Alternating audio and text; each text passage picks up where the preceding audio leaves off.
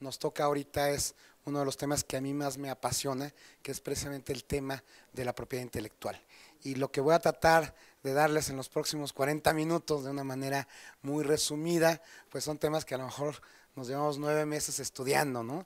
Entonces, el objetivo es transmitirles la esencia sobre la importancia precisamente de proteger estos activos, ¿no? El valor que tiene para nuestros negocios, el valor que tiene en el sentido empresarial y cómo podemos estimular y fomentar precisamente la cultura para la protección de estos derechos. Por lo que les agradezco muchísimo que hayan decidido entre tantas opciones compartir este tiempo con nosotros y platicar acerca de este punto que es más tan importante. ¿Con cuántas marcas convivimos al día? Miles. O sea, desde que te levantas ya estás viendo el despertador que trae una marca, o el teléfono y tu ropa y tu perfume y el desodorante, el shampoo. Hay un estudio en Estados Unidos que dice que más o menos al día estamos expuestos a cerca de 2.500 marcas. Entonces, eso nos habla un poco de la importancia que tiene la marca y de la importancia que tiene diferenciar nuestra marca respecto de las diferentes u otras opciones que pueden existir en el mercado. Por otro lado, si yo les pregunto ¿cuántos iPhones fabrica Apple al año? Échenme un número. Ayer escuchaba que en México hay cerca de 100 millones de teléfonos celulares, una cosa así. ¿Cuántos iPhones fabrica Apple al año? Un número. 100.000 millones. Dice. ¿Cuántos? ¿Cuántos jeans fabrica Levi's al año? ¿O cuántos tenis fabrica Nike al año? Échale. Bueno, la respuesta es 0. ¿No? Ni Apple fabrica teléfonos, ni Levi's fabrica pantalones, ni Nike fabrica tenis. Lo que hacen estas empresas es que construyen marca, es que trabajan en la parte del branding, tienen diseño y tienen tecnología, ¿sí? Y la parte de la fabricación la tercerizan, hay quien maquila, ¿no? Entonces realmente, otro ejemplo, la parte del café, o sea, los países que somos tradicionalmente productores de café, no somos grandes consumidores del café. Digo, en México el consumo del café está creciendo y tal. ¿Dónde creen que se queda el dinero por el consumo del café? No se queda en los países que producimos, se queda en donde se comercializa, ¿sí? Entonces, ¿dónde está el valor hoy de nuestros negocios? Y veo muchos jóvenes aquí que seguramente están pensando en emprender. Piensen en este tema. El valor no está hoy en la producción, que sí es importante definitivamente, pero el valor está en la marca, ¿no? Hoy no podemos pensar en una pyme que no esté pensando en construir marca, porque si no te desplazan muy rápido. El valor de tu negocio está en tu tecnología, está en tu innovación. El valor de tu negocio está en tus procesos, está en tu know-how, ¿no? En ese saber hacer, en el saber qué y en el saber cómo. Y eso es propiamente lo que corresponde a estos derechos intangibles que se pueden capitalizar como parte de la empresa y se vuelve parte del activo de la empresa, del activo intangible en contraposición de lo que son los activos físicos, ¿no? Entonces, sí es muy importante que nosotros tengamos clara la importancia que tienen estos activos dentro del valor de nuestro negocio. Hoy, si queremos buscar fondos, si queremos aplicar a recursos del INADEM, etcétera, nos van a pedir, ¿y tienes tu marca registrada? ¿O tienes patente? O hay muchos apoyos, por ejemplo, para patentar nuestros inventos. Hay muchos y hay procesos internacionales de patentamiento, etcétera, etcétera. Me voy a ir un poquito rápido con la parte de la presentación porque me interesa más entrar a la parte de preguntas y respuestas porque seguramente después de esta charla les van a quedar muchísimas interrogantes. No sé por qué no. Ok, esta es mi premisa número 1. Si es original, si es distintivo y si es novedoso, protégelo, ¿sí? Para mí es muy triste cuando me acerco con un emprendedor, con un empresario y les digo, oye, está padrísimo este equipo, etcétera, ¿ya lo protegiste? Oye, este diseño arquitectónico, oye, tus marcas. Y cuando me dicen, no, ¿para qué? Si le cambian cualquier cosa y ya lo van a poder usar. Nada más falso que eso, ¿no? La realidad es que la legislación en materia de propiedad intelectual es bastante avanzada, ¿no? Ahorita han estado escuchando, por ejemplo, que ya después de 3 años de negociación se llegó al cierre del TPP, ¿no? Ahora vamos a empezar con todo el proceso de implementación, pero México se va adecuando a estos tratados internacionales en materia precisamente de protección a derechos de propiedad intelectual. Nuestra ley que se publicó en 1991, la ley de propiedad industrial, pues es un antecedente a lo que después fue la Organización Mundial de Comercio, que es de 1994, y nuestra ley ya incorpora muchos de los términos y de los conceptos que vienen en la creación de la OMC o en el mismo Tratado de Libre Comercio para América del Norte de Estados Unidos. Entonces, nuestra regulación, la verdad, es muy sólida. Sin embargo, culturalmente no tenemos esta formación, ¿no? Y para empezar, no tenemos una educación y una formación de respeto a los derechos de propiedad intelectual, ¿no? Si yo les preguntara aquí en este foro, ¿no?, donde ¿quiénes de ustedes ya son empresarios? Si me ayudan con la mano, ¿no? ¿Y quiénes quieren volverse empresarios? Ok, entonces tenemos, ¿y quiénes de los que quieren volverse empresarios son profesionistas o están a punto de serlo? Entonces estamos en una sala de gente seria, profesional. ¿Quién de aquí de ustedes es indecente? Nadie, ¿no? Ahora, si yo les preguntara, que no lo voy a hacer, ¿quién de ustedes jamás en la vida ha comprado nada pirata o ha descargado algo ilegal del internet? ¿Sí? Y, o sea, hablamos desde los zapatos, la bolsa, la canción, la película, etcétera, etcétera, etcétera, etcétera. Y no lo voy a preguntar porque no me quiero deprimir, ¿sí? Y entonces, señores, eso es prácticamente lo mismo que robar, porque estás apoderándote de los derechos y de lo que le corresponde a alguien más, sin que tú tengas ese derecho. Y el tema es que no tenemos esa percepción y esa cultura. ¡Ay! Pues nomás lo bajé, ¿no? Había esta campaña que a mí me gustaba mucho del niño, ¿no?, que llega con la mamá y y la señora con la película pirata, ¿no? Y ay, pues, ay, ¿qué es pirata? No, pues yo la pagué, la compré, ¿no? Ya terminan de comer, el niño ya se va a jugar y le dice la señora, oye, pero ¿no tienes examen mañana? Sí, pero ya tengo las respuestas. Y le dice, pues, ¿cómo? Pues compré el examen, pero ¿cómo? Pues yo lo pagué, ¿no? O sea, un poquito es eso lo que nos enseñan, ¿no? Entonces hay que ir cambiando precisamente estos temas. ¿Por qué? Porque si no hay una cultura de respeto, los empresarios no desarrollamos una cultura de protección. Todo lo que tengas en tu negocio o en tu proyecto que sea original, que sea distintivo o que sea novedoso, lo puedes proteger. Ya vamos a ver más adelante cómo lo puedes proteger. Pero tengan eso en cuenta, porque eso además le va a dar mucho más valor a tu negocio, ¿no? Tu marca la puedes capitalizar, incorporar como parte de tus activos, ¿no? Pegarle fiscalmente, te genera un mayor patrimonio, tienes mejor historial para créditos, o sea, te genera muchos beneficios tangibles, aunque estamos hablando de derechos intangibles. ¿Cómo está la parte hoy del valor de las empresas? Tenemos precisamente los activos tangibles, donde estamos hablando del capital o los activos físicos, ¿no?, los fierros del negocio, y estamos hablando del capital financiero. Y por otro lado, tenemos los activos intangibles, donde hablamos precisamente del networking, ¿no?, de las relaciones, del know-how de los negocios, ¿no? Hay quien dice que es más importante el know-how, el conocer a alguien, que el know-how, ¿no?, que el tener el proceso. El capital estructural, que es el talento que tenemos dentro de nuestra organización, que es la experiencia, que es el conocimiento y que precisamente también tiene un valor, ¿no?, y es parte de nuestra tecnología, entendiendo por tecnología el conjunto de conocimientos, ¿no?, que tienen una aplicación en la realidad y que pueden ser parte de transacciones comerciales. Y el capital humano, perdón, que es esta parte del talento. Entonces aquí tenemos, por supuesto, la parte de nuestros derechos intangibles de propiedad intelectual y todo esto en su conjunto es lo que nos da desempeño.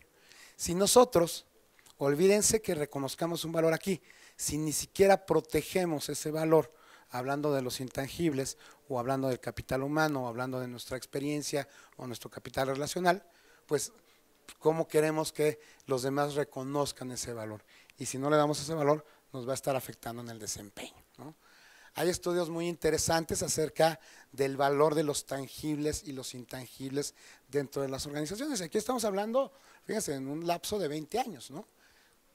Para 1992, el 62% del valor de una empresa eran sus fierros, sus activos intangibles, perdón, tangibles, y el 38% los intangibles.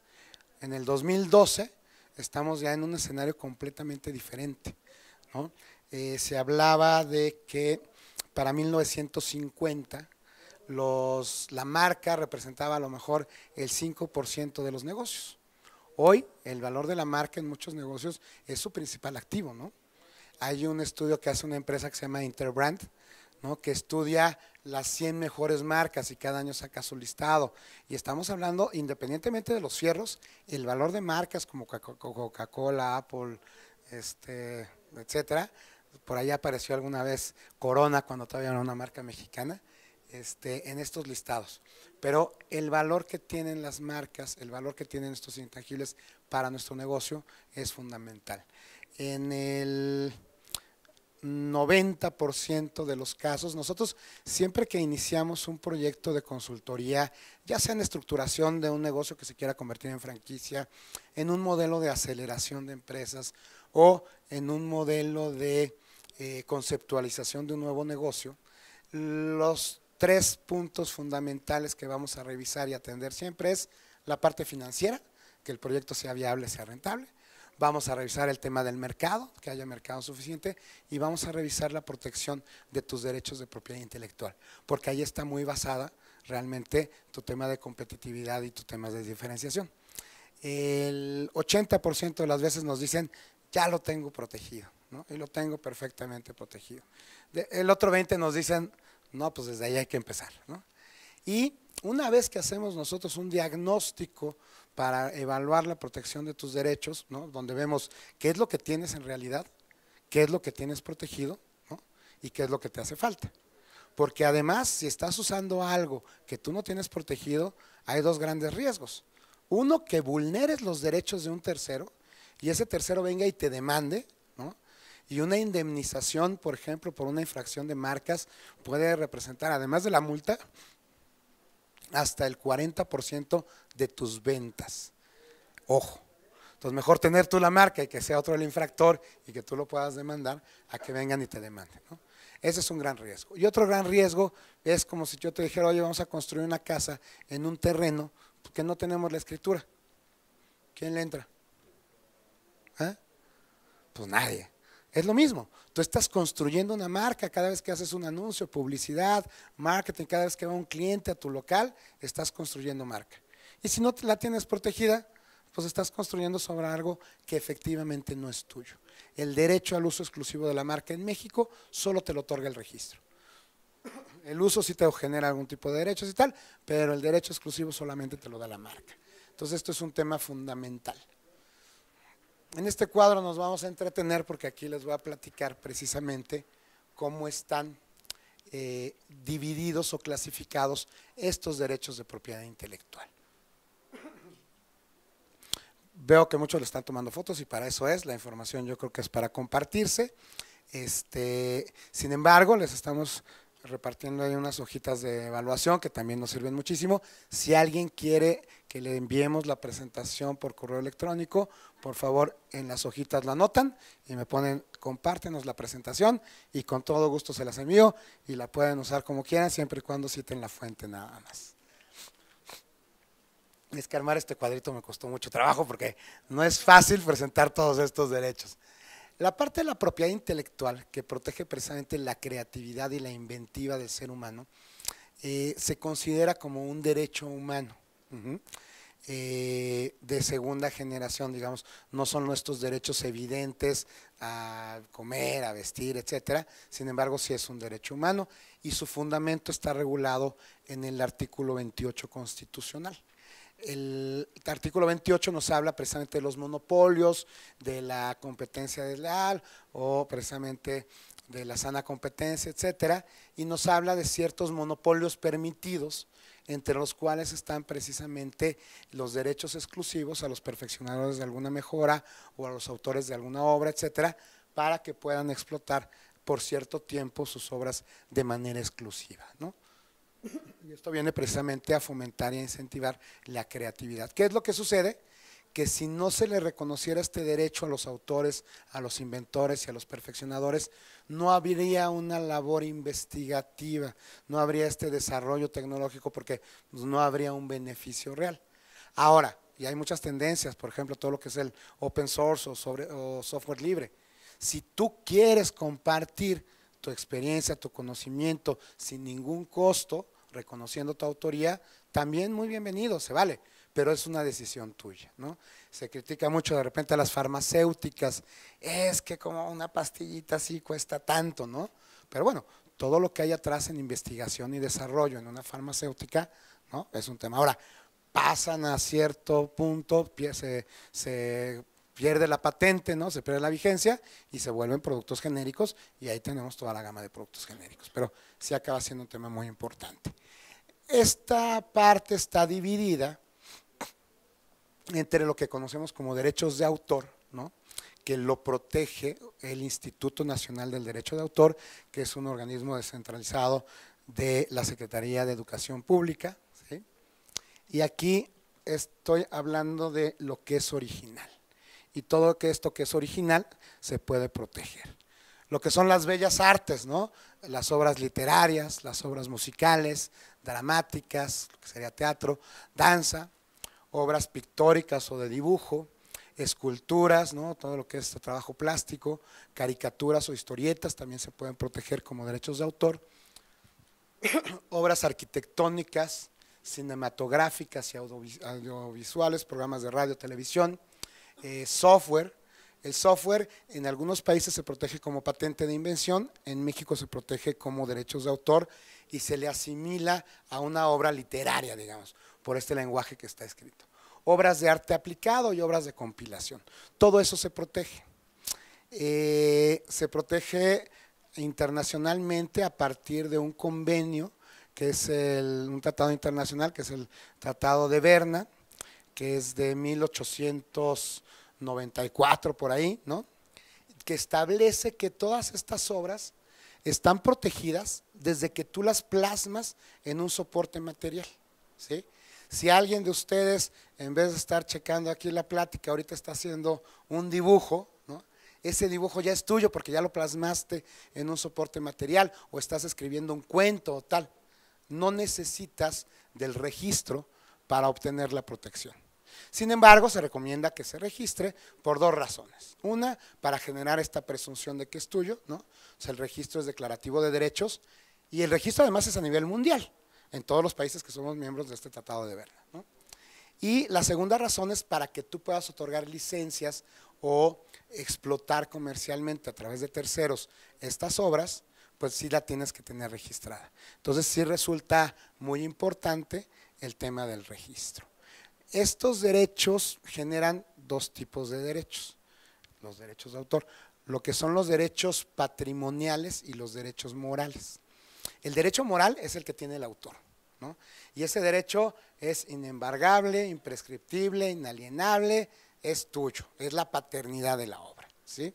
Y tú te puedes oponer a que alguien la modifique, la mutile, etcétera, etcétera. Y por otra parte están los derechos patrimoniales, que son los derechos a explotar económicamente la obra. Y eso sí los puedes transmitir, los puedes ceder, los puedes licenciar. Hay algunas excepciones, por ejemplo, obras de arte aplicado, etcétera, donde una vez que ya lo transmitiste, ¿no? Yo te contraté para que tú me programes un software, pues ya es mío. Tengo que reconocer que tú eres el autor, pensando en el programador o tal. ¿Qué pasa mucho?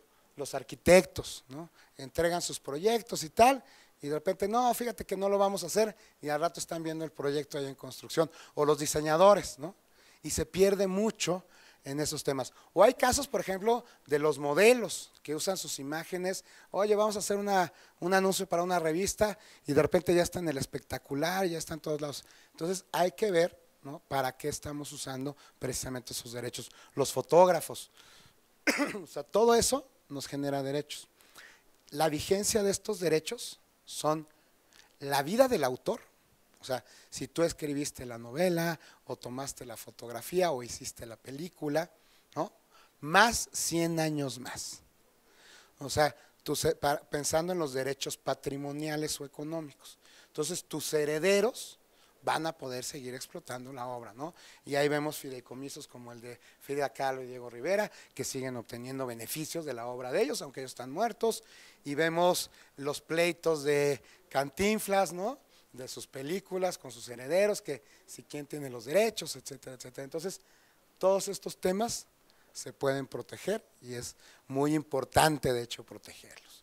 Existen lo que son los derechos conexos a estos derechos de autor. Y son los derechos que tienen los artistas, intérpretes y ejecutantes, ¿no? Armando Manzanero compuso la canción de, ayúdenme, bueno, la que quieran, nada personal, y la interpreta Luis Miguel, ¿no? Entonces, Armando Manzanero tiene derechos porque él es el autor de la canción, pero Luis Miguel tiene derechos porque él la está interpretando y la está ejecutando. Entonces, eso es un tema importante. Los editores de libros tienen derechos, los productores de fonogramas tienen derechos. Entonces, si Sony Music o EMI o tal sacan el disco de Armando Manzanero y Luis Miguel, también tienen derechos. Los productores de videogramas y los organismos de radiodifusión. ¿Qué sucede entonces cuando yo tengo un restaurante o cuando yo tengo un hotel o cuando yo tengo un negocio que utiliza música, etcétera? Me van a llegar las sociedades de gestión colectiva, que son los que representan a los autores, intérpretes, ejecutantes. Hay diferentes sociedades de gestión y todas me van a querer cobrar regalías. Entonces es importante saber con quién hay que negociar y qué hay que negociar cuando tenemos un negocio, porque sí tienen derecho a cobrarme regalías, ¿no? Porque no es que yo te cobre por escuchar la música, pero tienes una ambientación diferente, etcétera, etcétera. Si yo uso ahorita fotografías de alguien más, por eso les digo, pueden utilizar mi material con gusto, citen la fuente, ¿no? Si yo uso fotografías de alguien más y no cito la fuente y tal, podrían llegar y demandarme. Y luego tenemos esta figura que son las reservas, que esas solamente existen en México. Y por eso el tema de distintivo lo tengo entre los signos distintivos y las reservas, porque son figuras más parecidas a las marcas que a los derechos de autor. ¿Qué puedo proteger como una reserva? Bueno, perdón. Los derechos conexos también me dan derecho para la parte de explotación material o patrimonial durante la vida del autor y durante 75 años más. Los derechos morales no prescriben, no caducan, ¿no? O sea, Beethoven va a seguir siendo dueño o el padre de sus obras, así pasen los años que pasen, ¿no? Y tú no puedes decir que la novena sinfonía te corresponde. ¿Estamos? Los derechos patrimoniales sí llega un momento, por eso no sé si se acuerdan, Disney acaba de sacar una serie de sus películas, pero todas remasterizadas y no sé qué tanto. El tema era porque el derecho patrimonial estaba por vencer, ¿no? Tenía otra vigencia, entonces para que no los puedas explotar libremente, saco una obra remasterizada y ya no lo puedes explotar. Y es la manera de seguir protegiendo nuestros derechos, ¿no? ¿Qué tenemos dentro de las reservas? Publicaciones periódicas, difusiones periódicas, o sea, el nombre de una revista, el nombre de un periódico, el nombre de un portal de internet, personajes humanos de caracterización ficticios o simbólicos, el Chavo del Ocho, etcétera. ¿Se acuerdan los pleitos de la Chilindrina con el Chavo, no? De hecho, ahorita en la caricatura del Chavo no sale la Chilindrina porque peleaban quién era el dueño del personaje. Y la Chilindrina decía, es que yo le di vida. Chespirito decía, pues sí, pues yo lo creé, ¿no? Y ahí traían un tema de discusión. Incluso Kiko ya al final sí resolvió, pero traen temas de pleitos. Todas las botargas que utilizamos en nuestros negocios o creamos un personaje para acompañar nuestra marca, etcétera, ese personaje se puede proteger como un personaje ficticio. Hay muchas de las figuras que vamos a ver en nuestros negocios que pueden tener multiprotección, ¿no? Este personaje que nosotros dibujamos lo podría yo registrar como una marca, lo podría yo registrar como una obra pictórica o de dibujo y lo podría proteger como un personaje. ¿Qué me conviene? Lo más que lo pueda proteger, ¿sí? ¿Por qué? Porque me va a dar más valor, más seguridad. El día que quiera yo otorgar franquicias, buscarme un socio inversionista, vender mi negocio, todo eso va a incrementar el valor de mi negocio. Y voy a evitar que mañana alguien venga y me copie y me fusile, ¿sí? Entonces es un tema muy importante. Los nombres de los personajes, grupos artísticos, etcétera, ¿se acuerdan de la onda vaselina, no? Y entonces resulta que la onda vaselina es de Julisa y los muchachitos esos se quieren juntar y ahora ya son OV7. ¿Por qué? Porque no podían utilizar el nombre. Y creo que el nombre de Grupo Bronco también fue algo parecido. Perdón, ando saliendo de una gripa, pero promociones publicitarias. Es una figura un tanto cuanto compleja.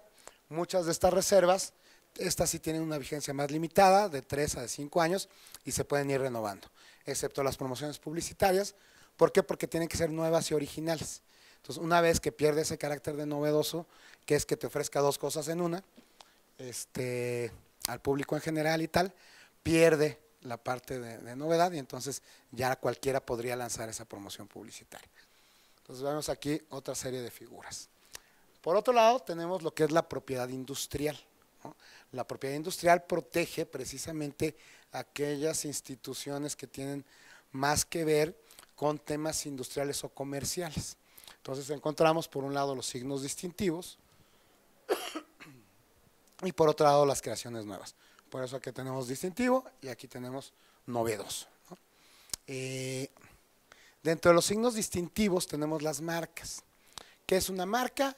Es un signo visible que me permite diferenciar productos o servicios de otros de su misma clase o especie, ¿no? Entonces, tú puedes llegar al anaquel y ya puedes identificar cuál es el cereal que te gusta o la mermelada, etcétera, por la marca, ¿no? Si no hubiera marcas, ¿cómo sabríamos? Marcas se llaman, ¿por qué se llaman marcas? ¿Qué es una marca? Un marcaje, ¿no? O sea, te sale un barrito en la carta que es una marca. Las marcas vienen de ahí. O sea, se marcaban los productos, como se marcaban las reses, como se marcaban, ¿no? Y eso le daba el sello de la casa. Por eso antes solamente había marcas de fábrica y solamente se aplicaban a productos. Hoy las marcas se pueden aplicar a productos y a servicios. Hay una clasificación que es la clasificación de NISA, que es otro tratado internacional del cual México es parte, que se va revisando cada 5 años, ahorita vamos en la 10ª edición, y se van clasificando en estas 45 clases los productos y los servicios de acuerdo a ciertas características. Entonces tenemos 34 clases que son para productos y 11 clases que son para servicios. Si tú vas a fabricar ropa, vas y la registras tu marca en la clase 25, que es ropa, calzado y sombrería. Pero si quieres abrir una tienda para vender esa misma ropa, vas y registras la marca en la clase 35, que es para publicidad, comercialización de productos, etcétera. Si tú tienes un restaurante, vas y registras la marca en la clase 43, pero si además eres el Villamelón y quieres registrar el taco Villamelón para que no te lo anden fusilando en todos lados, ¿no?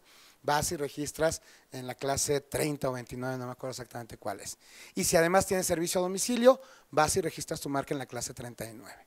Entonces, dependiendo cuál sea tu giro específico, nosotros clasificamos entre tus marcas principales, que es tu core business, lo que haces, ¿no? Y lo que haces y lo que es tu negocio principal. Tus marcas secundarias, que son temas que sí haces, servicios o productos que sí vendes o sí prestas, pero que a lo mejor no son el principal, ¿no? Y marcas de defensa le llamo yo, porque voy a levantar aquí, hay una navaja de un cúter que ya me tiene ahí nervioso. A lo mejor yo soy un taller mecánico, ¿no? Y entonces estoy en la clase 37, que son servicios de reparación, pero no quiero que nadie saque refacciones con mi marca. Entonces registro como marca de defensa una marca para refacciones, aunque no la esté usando efectivamente. Todos conocen Señor Frogs, ¿no? Y han visto las tiendas de Señor Frogs.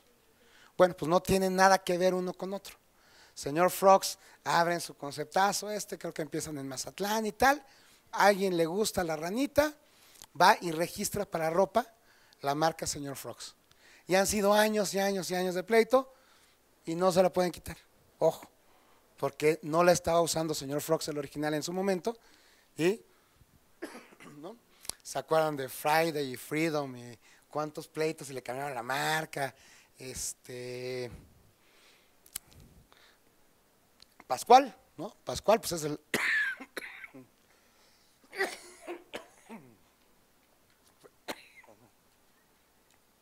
a ver si me consiguen agua. Perdón. Ya que hay, gracias. A ver si me consiguen un tequila.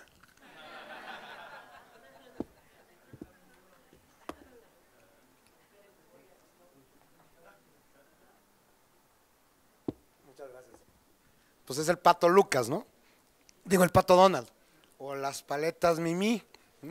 O sea, el tema de la marca sí tiene que ver con el registro.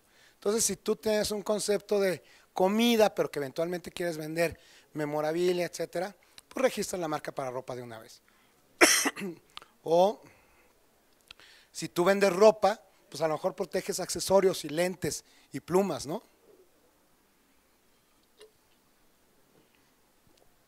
Las marcas ahora pueden ser también de diferentes tipos. Pueden ser las marcas nominativas, que solo la palabra, las marcas figurativas o nominadas, que es un diseño, ¿no? El diseño del INADEM sin las palabras.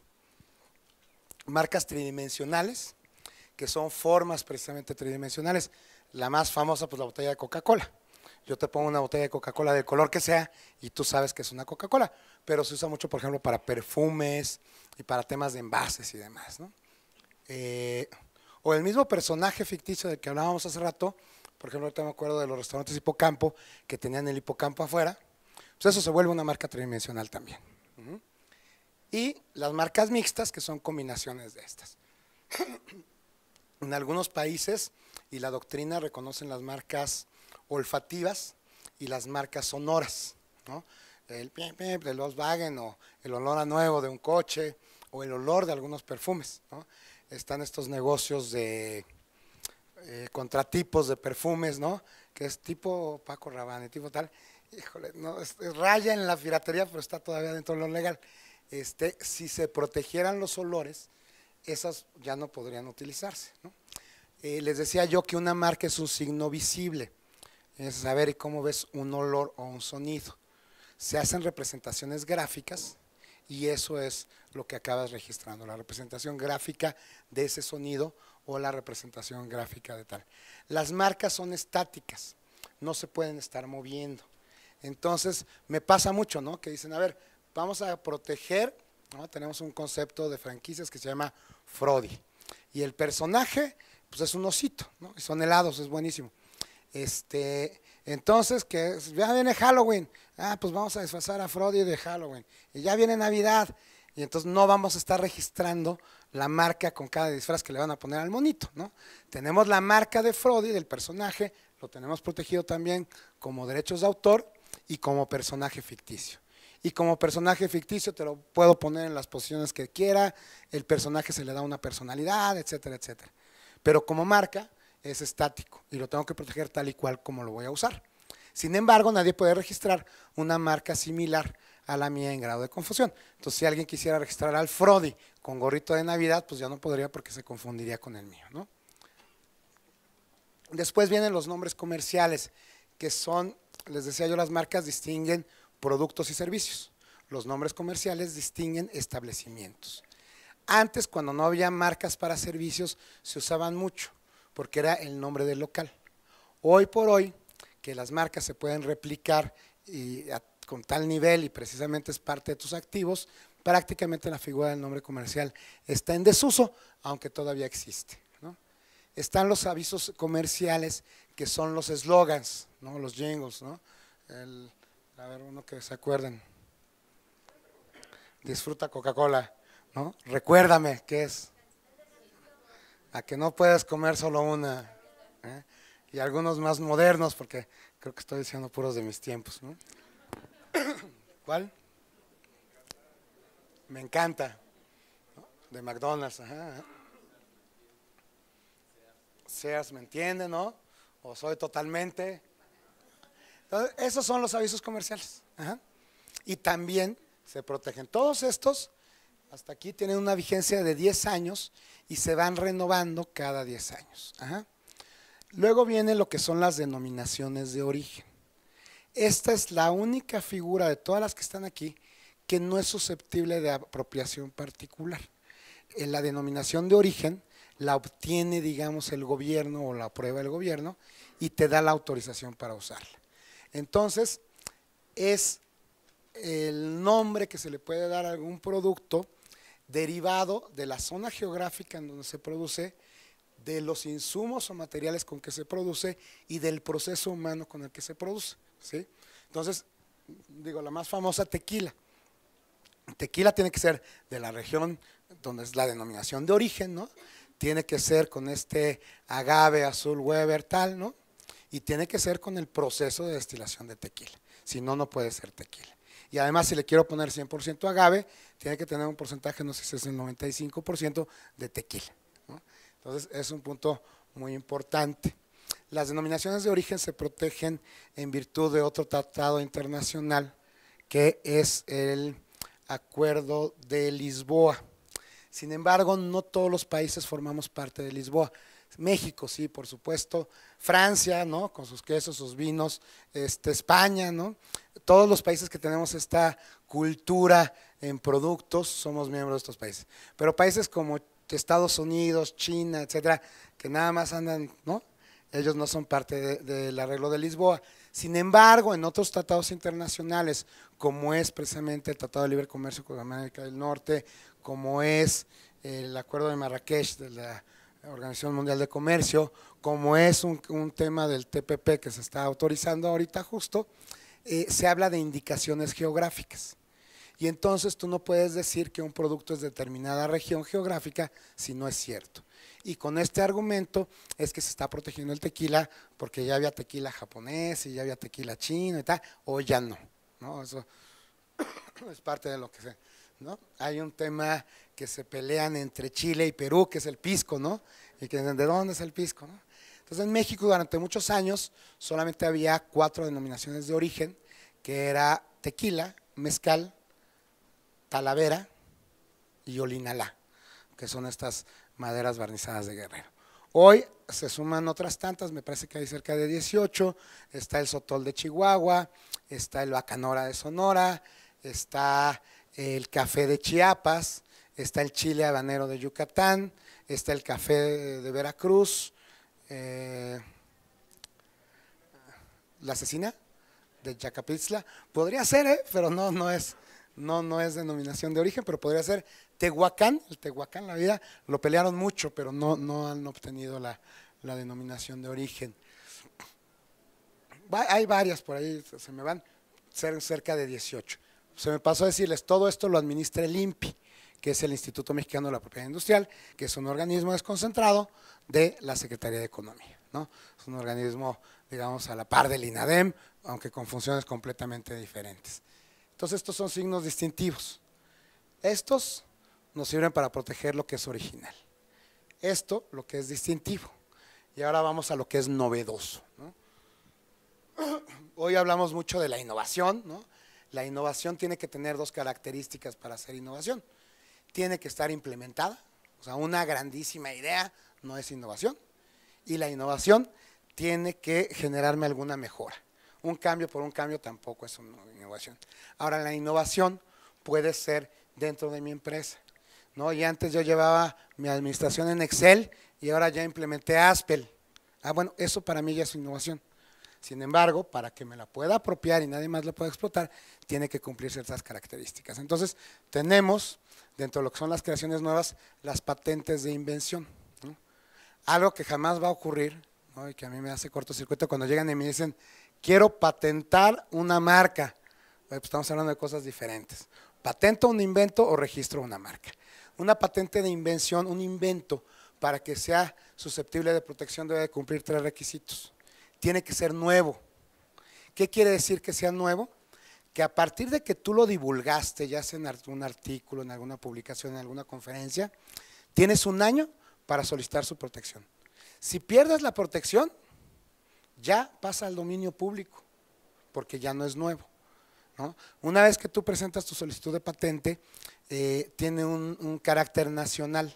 Entonces, si quieres obtener que tu patente sea o tu invento sea protegido a nivel internacional, hay que solicitar tu patente en cada país donde lo quieras proteger. Y si no lo haces, pierdes la novedad.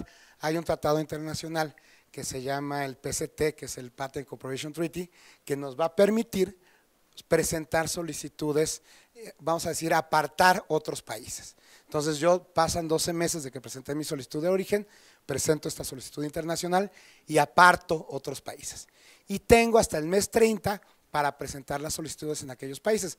Esto me permite ganar tiempo para verificar que efectivamente pueda yo proteger mi patente en estos demás países. Además de que sea nuevo, o sea que no existe en el estado de la técnica o del arte, se requiere que mi invento sea de aplicación industrial o comercial y sea resultado de una actividad inventiva. O sea, si hay inventos como el post-it y tal, que son resultado de la casualidad o de algún accidente, pero se requiere que haya un proceso de investigación y que tenga una aplicación industrial. Luego vienen los modelos de utilidad, que son modificaciones a equipos, herramientas, etcétera, que nos sirven precisamente para cambiar o mejorar la funcionalidad de estos equipos, de estos utensilios, de estas herramientas, ¿no? Diseños industriales, ¿no? El diseño de una tela, etcétera, esos por supuesto que también nos sirven, y dibujos industriales. Y luego vienen derechos vecinos, ¿no? Que son esquemas de trazado de circuitos integrados, que tampoco se utilizan en realidad, luego entramos en esos detalles. Secretos industriales, que a diferencia de todas las demás, estos no se registran, ¿no? Y estos secretos industriales es información que me genera una ventaja competitiva y económica por tener esa información. Tiene que estar en soportes materiales, etcétera. Y variedades vegetales, que las protege Zagarpa, las protege SNICS, que es lo único que protege Zagarpa. Con esto sería el universo de lo que son los derechos de propiedad intelectual. Un tema fundamental, lo que te dicen a las niñas cuando son jóvenes, ¿no? Si quieres que te respeten, respétate tú primero. Es lo mismo, ¿no? Si quieres que respeten tus derechos, respétate tú primero. Aquí están todos mis datos de contacto. Creo que estamos apretadísimos ya de tiempo, pero no sé si tengamos tiempo de alguna pregunta o respuesta. 1, 2 y 3 y ya. Hola, ¿qué tal? Oye, ¿qué tanto riesgo tiene una compañía de caer en una demanda cuando tiene un dominio, el nombre del dominio ya está registrado como nominativo por otra persona, pero esa otra persona o esa otra empresa no tiene ese dominio? Entonces, los dominios no se consideran derechos de propiedad intelectual, ¿no? Los dominios es una representación gráfica de un código binario, etcétera.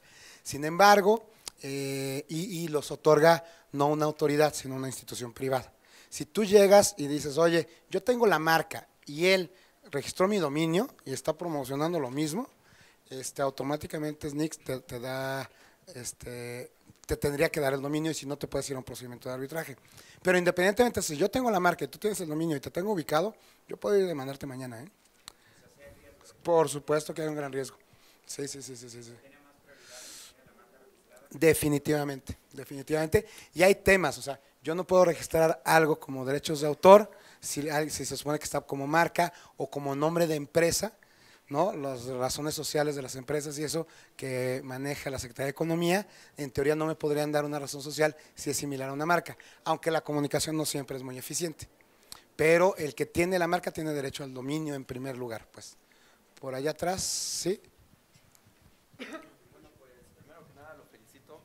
Es usted muy profesional y la información que nos ha comunicado ha sido muy enriquecedora y muy completa. A lo mejor la pregunta que le voy… saliendo te paso tu cheque.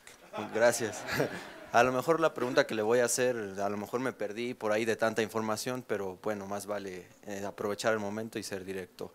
Por ejemplo, si yo creo un concepto, por ejemplo, nuevo, algo original, supongamos un supuesto de un antro que no vende alcohol, por ejemplo, esta idea se puede registrar para que yo pueda explotar a lo mejor más antros con ese mismo concepto. Okay. Las ideas, los conceptos como tal no son susceptibles de registro. ¿Qué podrías proteger?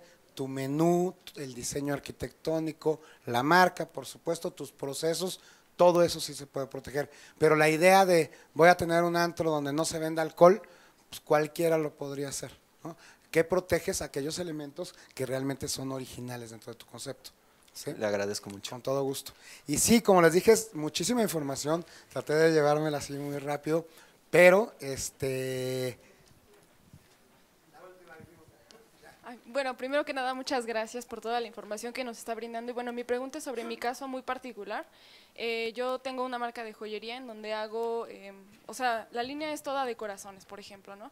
Pero cada corazón tiene un diseño diferente. Entonces, ¿cómo puedo yo proteger si realmente no repito nunca nada? Gracias. este era el objetivo precisamente, que de aquí se lleven inquietudes y dudas de ver qué es lo que tienen ustedes y cómo lo pueden proteger. Se pueden proteger como colecciones, como derechos de autor, se pueden proteger como obras de arte aplicado y los que sean tus bestsellers se pueden proteger como diseños industriales, como creaciones novedosas. O sea, sí hay muchas maneras.